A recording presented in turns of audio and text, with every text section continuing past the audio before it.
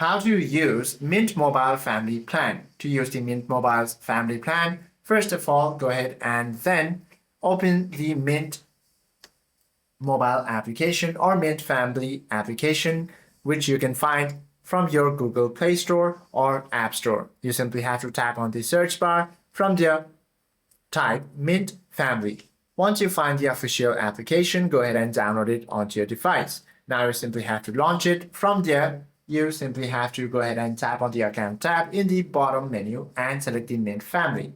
Tap the Create a Family option and enter a custom name for your group. Now you simply have to send invitations by tapping the Add Member option.